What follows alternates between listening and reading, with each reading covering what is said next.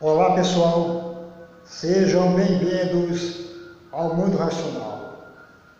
Hoje eu quero convidar a todo aquele que está cursando universidade, em qualquer área, jornalismo, história, física, geografia, astronomia, língua portuguesa, qualquer área de ciências, exatas, humanas, qualquer uma. Se você tiver interesse em divulgar o seu trabalho, entre em contato com esse canal. Você tiver mestrado, estiver terminando a universidade, em biologia evolutiva, em genética, em qualquer outra área, entre em contato com esse canal se você quiser divulgar o seu trabalho. Esse canal tem 2 dias na semana para divulgar o trabalho de terceiros.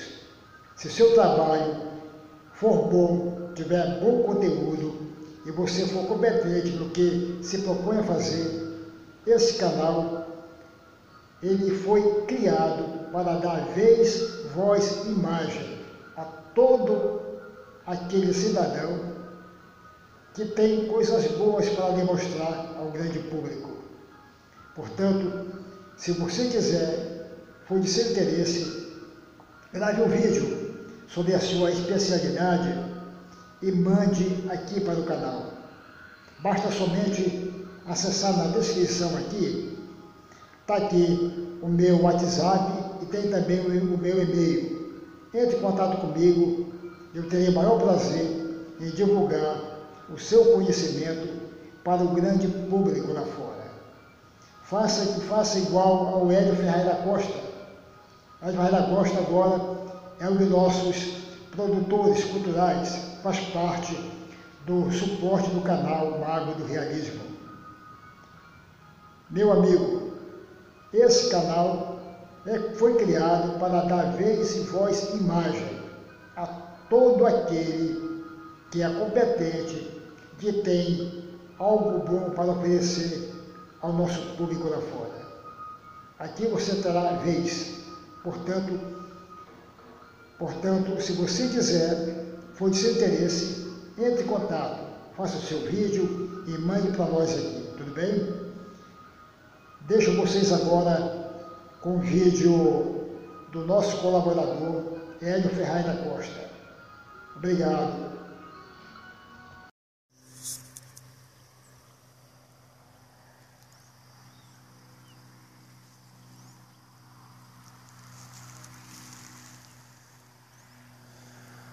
Olá, eu sou Hélio Ferraz da Costa, no canal O Mago do Realismo de Kennedy Litaif. Eu vou abordar um tema hoje que é de suma importância, de um psicanalista, de um famoso psicanalista ateu chamado Sigmund Freud. Sigmund Freud era judeu e nasceu na Alemanha. A história de Sigmund Freud é interessante observarmos que ele foi buscar na mitologia grega vários conceitos, inclusive o complexo de Édipo e também o narcisismo, Narciso, o mito de Narciso. Eu vou explicar um pouco sobre Édipo, o mito da mitologia grega de Édipo. Édipo ele era filho de Laio, que era rei de Tebas, e Jocasta.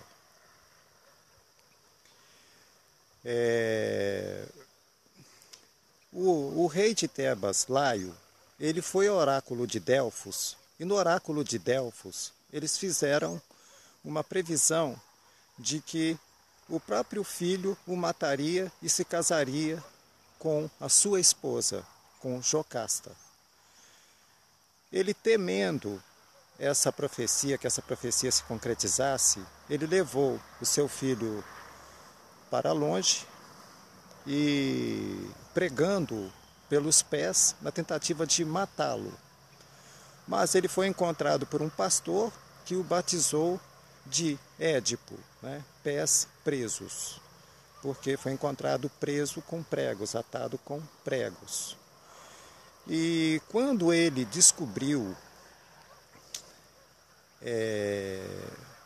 numa ocasião, ele foi consultar no oráculo de Delfos, o Édipo. E ele ouviu a mesma previsão. Ele, pensando que se tratava dos seus pais biológicos, ele pegou e saiu do lugar em que ele se encontrava. Só que no meio do caminho, ele encontrou o seu próprio pai Laio. E eles se desentenderam e ele acabou matando o próprio pai sem sabê-lo. Ele, então, nas suas andanças, ele se depara com a esfinge que aterrorizava Tebas e com seu enigma que ninguém conseguia decifrar. Qual é o animal que, ao amanhecer, anda de quatro patas? Ao entardecer, anda com 2 patas, e ao anoitecer, anda com 3 patas. Somente Édipo conseguiu desvendar esse enigma e vencer a esfinge que atemorizava Tebas. Ele respondeu: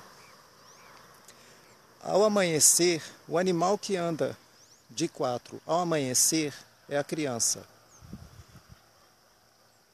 Ao entardecer, é o adulto, que anda sobre ambas as pernas. E o anoitecer é a velhice, em que ele necessita de uma bengala e por isso anda com 3 patas. E dessa forma, ele solucionou o enigma da esfinge.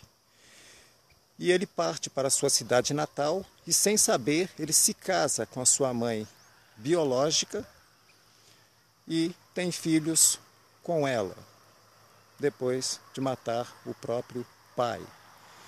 Essa é a origem da mitologia, da mitologia grega relativo a Édipo. Sigmund Freud, ele utilizou essa mitologia, né, aplicou dentro da psicanálise, e vamos encontrar dentro da psicanálise nas 5 fases do desenvolvimento psicossexual de Sigmund Freud, o complexo de Édipo. A primeira fase, essas fases descritas por Sigmund Freud, elas estão relacionadas ao desenvolvimento da personalidade do futuro adulto. Conforme ele passar por essas fases, ele passar bem por essas fases, ele vai ter uma vida equilibrada, ele vai ser um adulto equilibrado. Mas, se ele não passar bem por essas fases, se houver uma fixação em alguma dessas fases, desenvolve uma fixação em uma dessas fases, e aí ele não vai ser um adulto com uma vida estável, ele será totalmente instável. As 5 fases de desenvolvimento psicossexual, ela começa pela primeira, são 5 fases: a fase anal, a fase fálica, quer dizer, a fase oral, a fase anal, a fase fálica, a fase de latência e depois a fase erótica ou genital. Na primeira fase, que é a primeira fase oral, a criança, ao nascer, ela utiliza toda a energia, né? A zona erógena está concentrada totalmente, o foco na boca, porque ela utiliza a boca para a sucção, para amamentar, para apalpar o seio materno, né, e com isso facilitar também a saída do leite.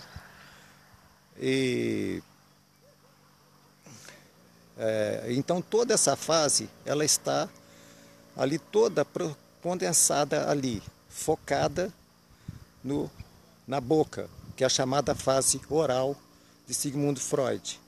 Então uma criança ela mama, quando ela nasce ela é ide puro. Essa fase está relacionada ao primeiro ano de vida. Quando ela nasce ela é ide puro, entendeu? Então ela precisa de se amamentar para sobreviver, tanto que nos primeiros 6 meses de vida é o aleitamento exclusivo. Nem água ela toma, porque o leite já tem todos os nutrientes necessários para a criança, inclusive a própria água. E depois dos 6 anos, até os 2 anos de idade, ela tem um aleitamento misto, né, que ela se alimenta do leite materno e também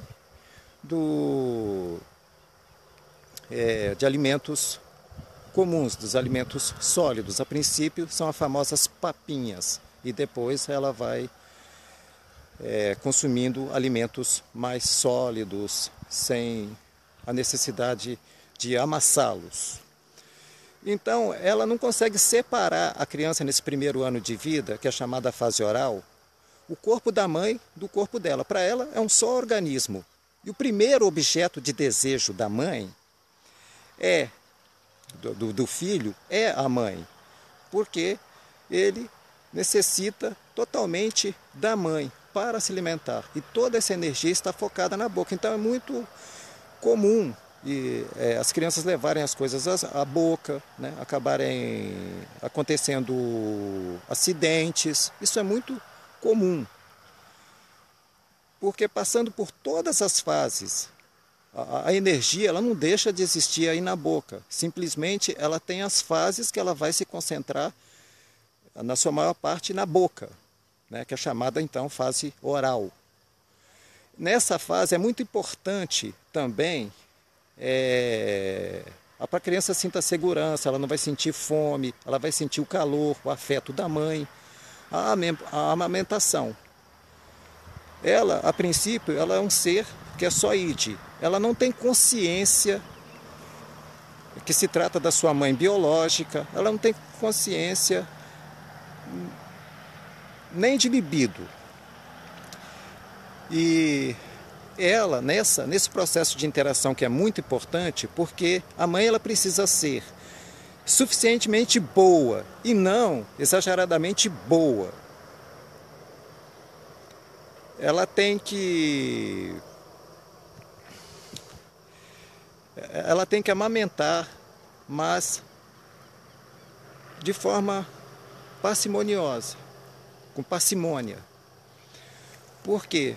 Porque se ela ficar muito tempo com aquele bebê, ela ficar 24 horas com aquele bebê, nós vemos mães que andam com os filhos para todo lado no colo.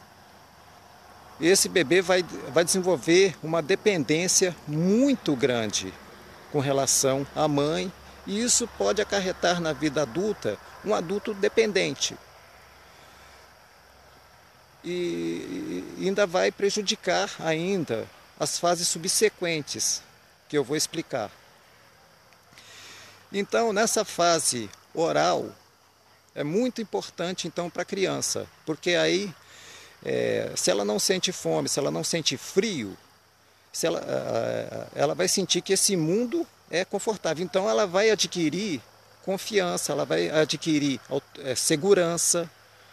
Ao contrário, se ela sente frio, se ela sente fome, ela vai começar a sentir que esse mundo exterior ele é extremamente ruim, ele é extremamente hostil.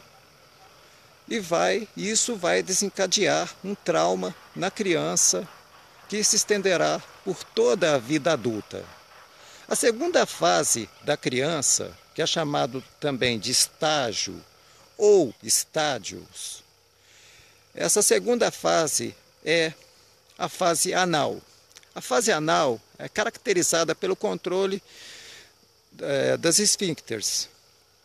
né, pelo controle da bexiga, pelo controle do ânus, porque a criança, ela defeca em qualquer lugar. Ela sentiu vontade, ela chega e defeca em qualquer lugar. Ela ainda não tem a musculatura dos esfíncteres desenvolvida e por isso ela urina e não consegue segurar, como na vida adulta, como um adolescente ou como uma criança mais desenvolvida, as próprias fezes e a urina.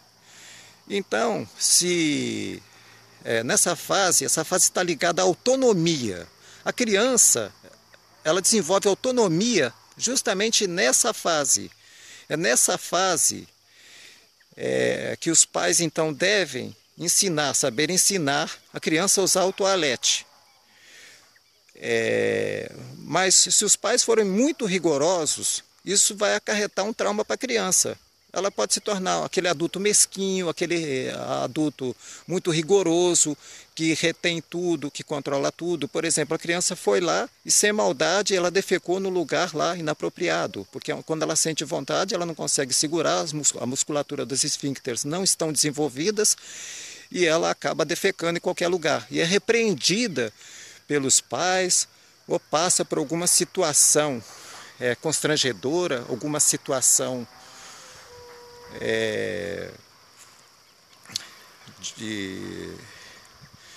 de maus tratos e ela acaba ficando então traumatizada, né? Aquilo para ela então, aquela necessidade natural, biológica que ela tem, passa a ser uma coisa vergonhosa, né? E isso vai acarretar traumas. Por um outro lado, se os pais também for uma mãe omissa, os pais forem omissos, e ela deixa o filho lá defecando no quintal, em qualquer lugar, e não ensina para ele a usar o toalete da forma ideal, ela vai gerar o quê? Um futuro adulto que grosso modo, por onde ele passa, ele deixa os seus excrementos, né? Aquele sujeito que ele só faz merda na vida dele. Aí você tem a terceira fase, né?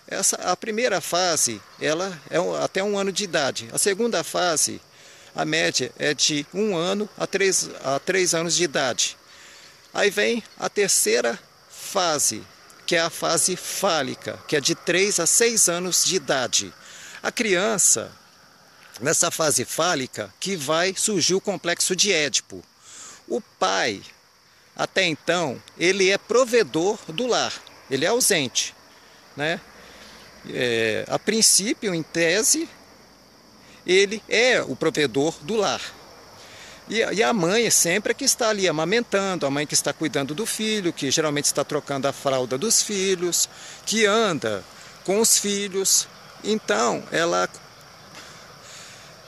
o pai surge como um castrador, né? A criança inconscientemente, ela não faz essa distinção, ainda não sabe o que é uma mãe biológica. E o primeiro objeto de desejo dela é a mãe, né? O seio materno, né?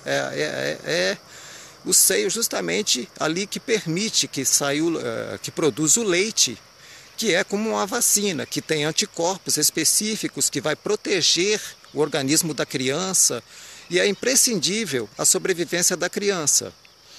Então, nessa fase fálica, o pai surge como um castrador, né, como castrando, né? Então, a criança, o termor, ela sente muito medo, receio de ser repreendida pelo pai inconscientemente. Então é isso que acontece. Ela pertence ao pai e é a mãe dele, não é a mulher dele.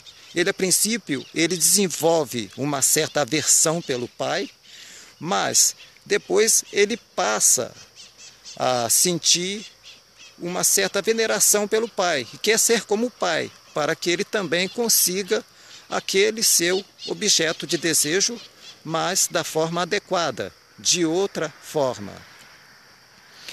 Então, nessa castração é um momento muito importante, porque na natureza, se deixarmos esse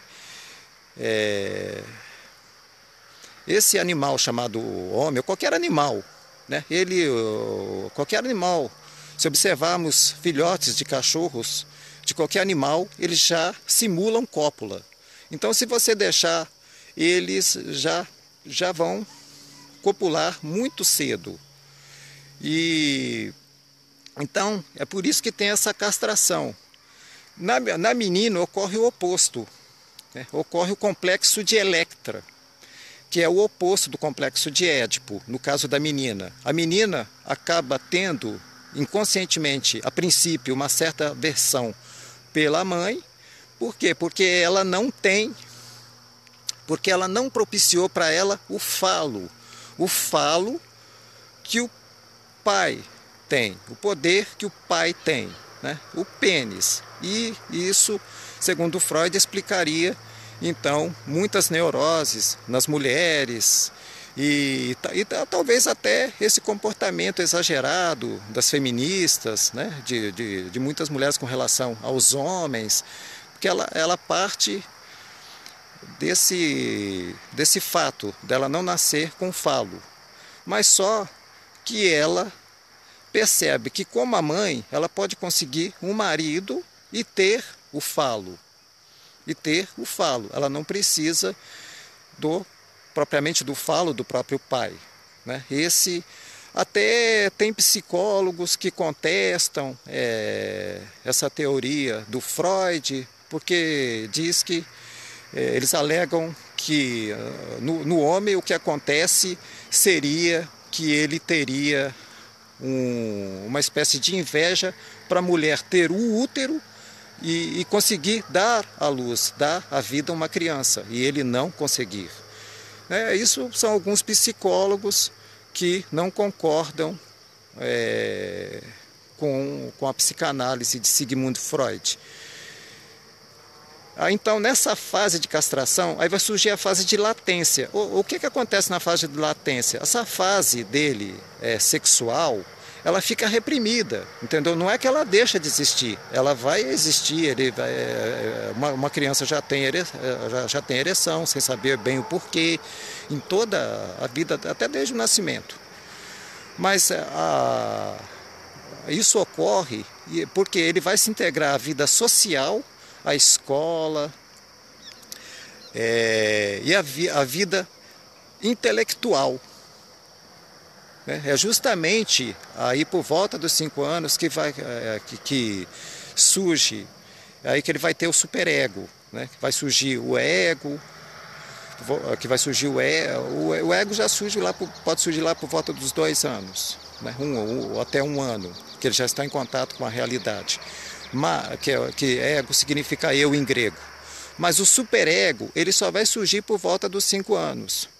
Aí, dos 6 aos 11 anos, é esse período de latência, que houve essa castração e fica essa sexualidade reprimida. Essa sexualidade fica reprimida e ele então se volta para a escola, se volta para a atividade intelectual, para a vida social, né? Para essa realidade artificial que o homem constrói, porque todo animal ele nasce pronto, ele nasce feito, né? Um cavalo ele já sai da placenta, um bezerro ali, logo ele já sai da placenta e já fica de pé. O homem não. O homem ele demora um tempo muito maior de gestação, 9 meses, e depois que ele nasce ele precisa de cuidados, ao contrário de outros animais que não precisam de tantos cuidados, né? O homem ele não tem lugar na natureza e graças à sua inteligência ele cria esse mundo artificial para ter lugar na natureza. Então essa é a fase de latência. Aí por volta dos 11 anos, aos 18 anos vai surgir a última fase dele, descrita por Sigmund Freud, da teoria do desenvolvimento psicossexual, que é a fase erótica, ou genital, né? Por volta dos 11 anos, em média, ele vai começar a sentir o desejo pelo outro, porque até então, nas fases anteriores, tudo era ele, somente ele. Tudo estava voltado para ele. Aí que ele começa a sentir atração pelo outro, a atração sexual, a atração pelo sexo oposto. E ele começa a ver que é importante esse envolvimento, essa interação com o outro. Através desse período, quando ele entra nesse período chamado fase erótica ou genital. Se houver algum desequilíbrio em alguma dessas fases, por exemplo, na fase oral, se houver algum desequilíbrio, é chamado fixação. Ele fica fixo nessa fase, pode gerar um trauma. E isso explica, assim, o fato dele beber, de fumar, né? Ele pode desenvolver certos hábitos, né? Como que exageradamente a criança, às vezes, ela fica ali com aquele hábito de ficar chupando o dedo a vida inteira. Não que seja em decorrência de uma fixação, né? Que muitas crianças têm costume de fazer isso, né? Mas tem crianças que os pais têm uma extrema dificuldade em fazer com que elas parem com o bico, com a chupeta e ficam chupando o dedo. Tem crianças aí que chegam, que eu já vi, chegam aí há 10 anos e estão chupando o dedo, né? Então, nesses casos aí, possivelmente poderia ter ocorrido aí uma fixação nessa fase oral, né? Que é a fase em que ela utiliza a sucção, ela utiliza a boca, né, para mamar, para se alimentar, para se através do aleitamento materno. Então, essa foi a última fase descrita por Sigmund Freud. Eu sou Hélio Ferraz da Costa, no canal O Mago do Realismo, e muito obrigado a todos pela atenção.